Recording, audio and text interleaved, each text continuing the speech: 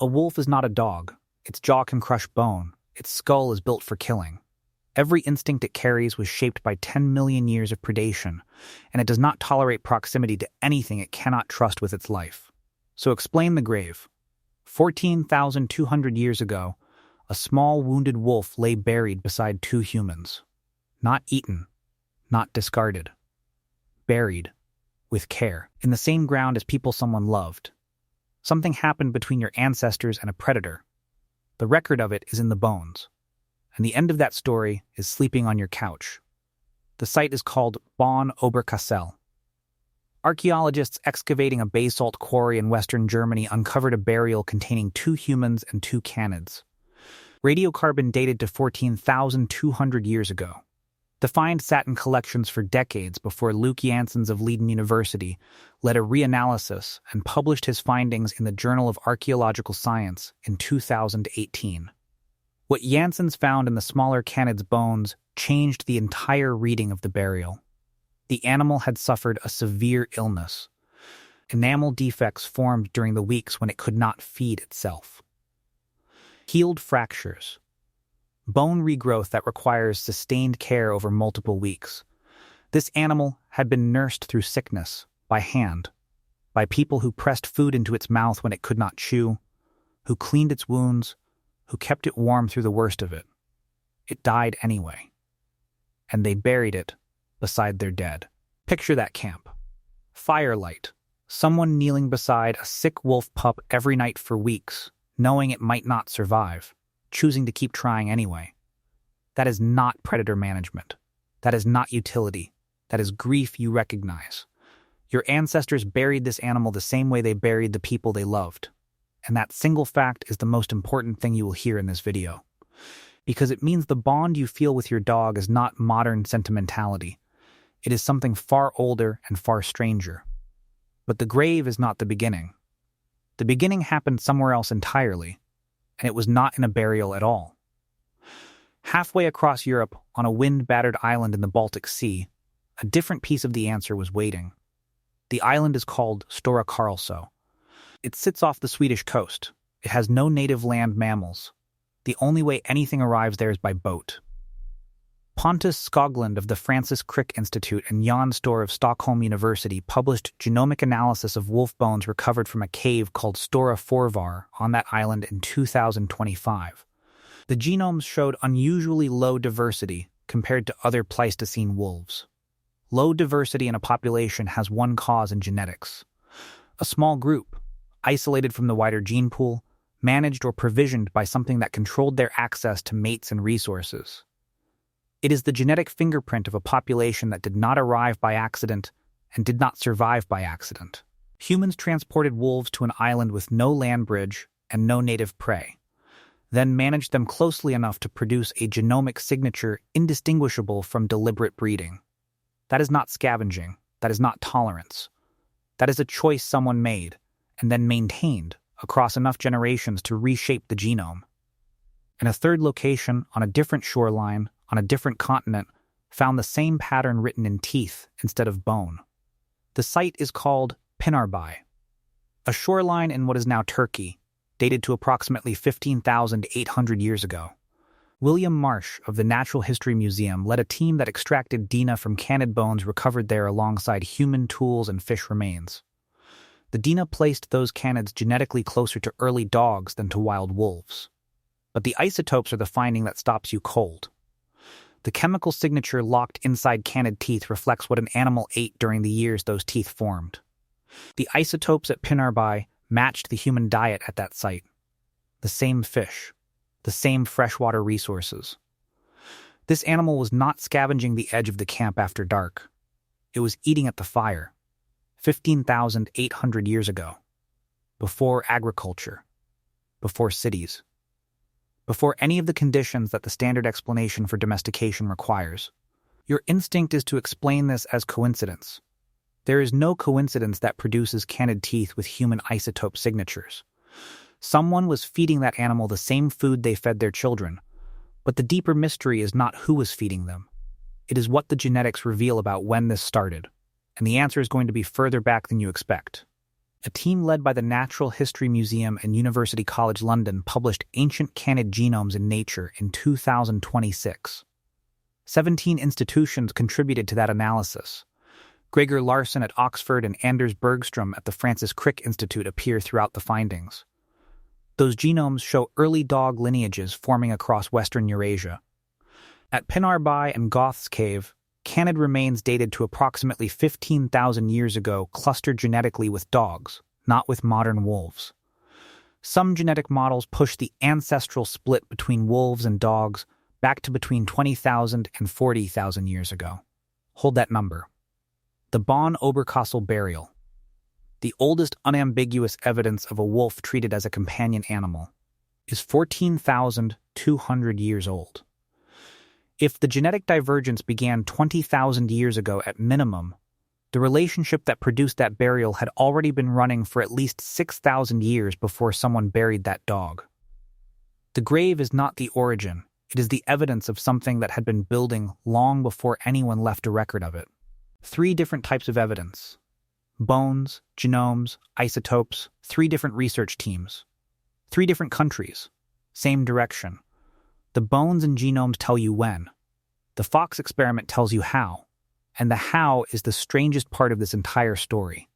In 1959, Dmitry Belyaev began an experiment in Novosibirsk that nobody took seriously at the time. He selected silver foxes, one trait only, not size, not coat color, not speed. Tameness, the foxes that showed the smallest fear response toward humans were bred together. Their offspring were tested.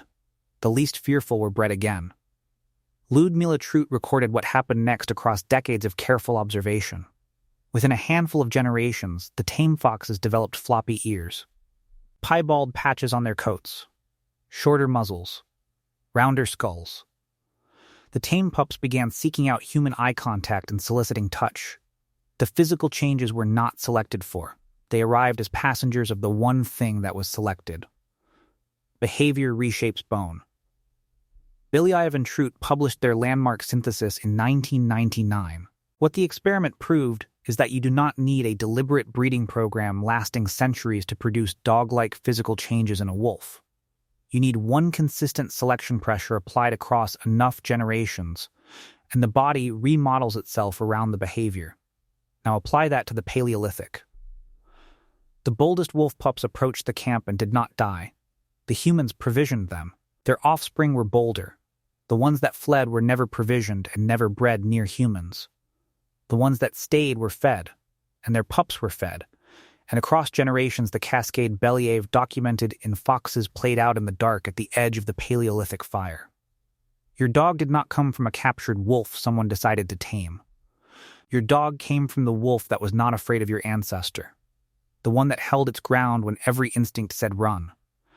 That animal passed something forward that compounded across 10,000 generations until it became the creature that reads your face when you walk through the door. But here is where your picture of a neat single cause starts to break apart. And the honest version of this story is more interesting than the clean one. Wolves already carried the equipment for cooperation before any of this began.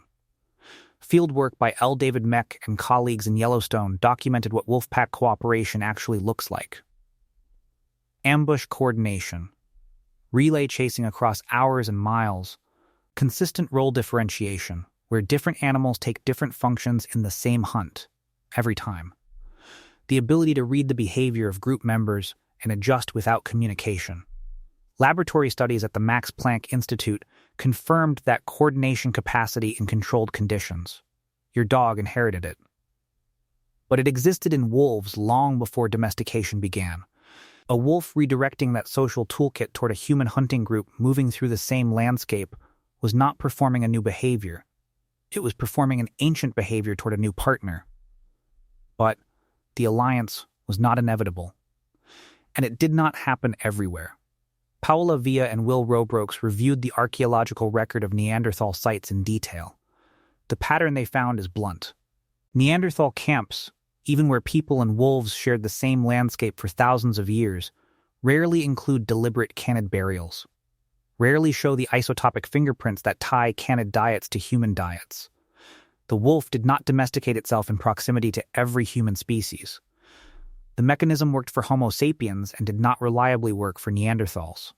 Something in how your specific ancestors engaged with the world made the difference between an alliance and nothing. And there is a harder problem still. Craig Packer and colleagues documented through comparative carnivore research that predators override caregiving signals under ecological pressure. Male lions kill every cub that is not theirs when they take over a pride. Rival wolf packs kill pups. The signal that produces tolerance can be overridden by competition and by scarcity.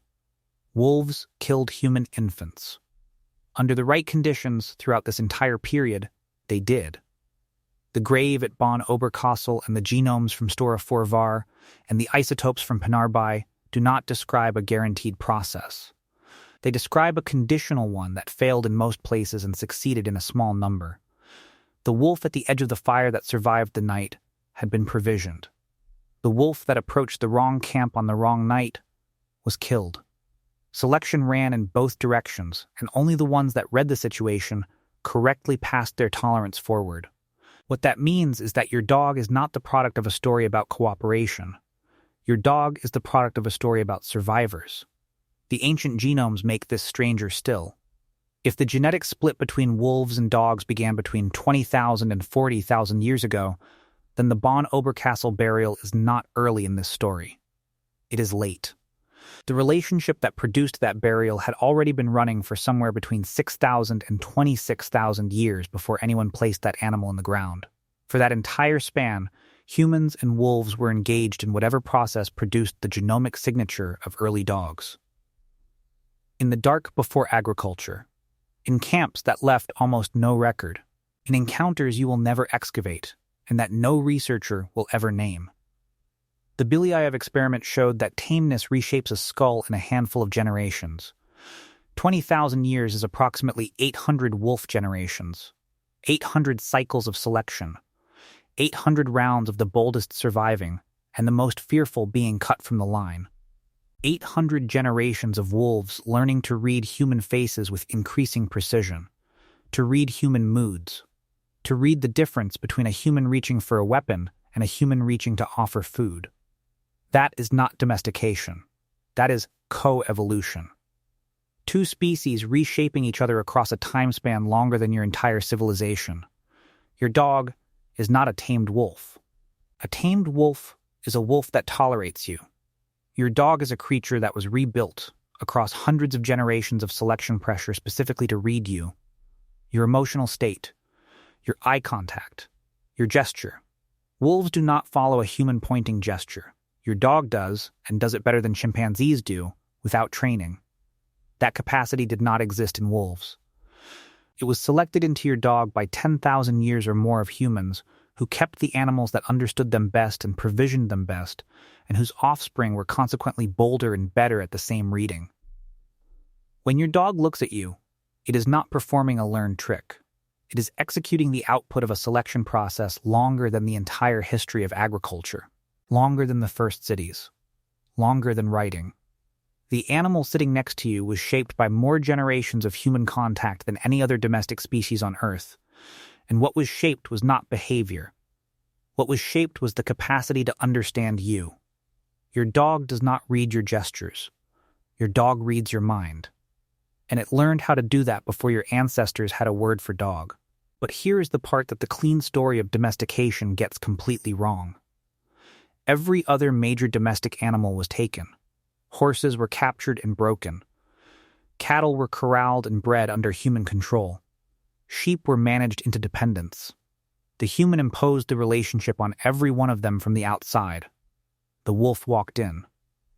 Not because humans decided to domesticate it, because individual wolves, across a span of time longer than any deliberate breeding program, made the repeated choice to approach the fire rather than flee it. The wolf self-selected into the human world. Humans reinforced what was already there. The dog is the only domestic animal that domesticated itself. Every other species surrendered something fundamental under human management. Dogs surrendered nothing that mattered to them. What they gained was a partner with enough cognitive complexity to make the coordination valuable. What they gave up was the isolation of living only among their own kind. The alliance improved hunting success for both species. It shaped migration patterns. It changed which humans survived and which wolves survived across thousands of years of selection pressure running simultaneously in both directions. If you want to know what happened after the alliance was made, the next film traces how dogs changed the migration map of the ancient world. Where humans went, dogs went with them. And archaeologists are still untangling how much of the map of modern civilization was drawn by the animals at the edge of the Paleolithic fire. The Bonn Oberkassel burial holds a wolf. It does not hold a domesticated animal. It holds a family member. And the distance between those two things is the entire history of what you and your dog are to each other. The wolf walked in from the dark, and it never left.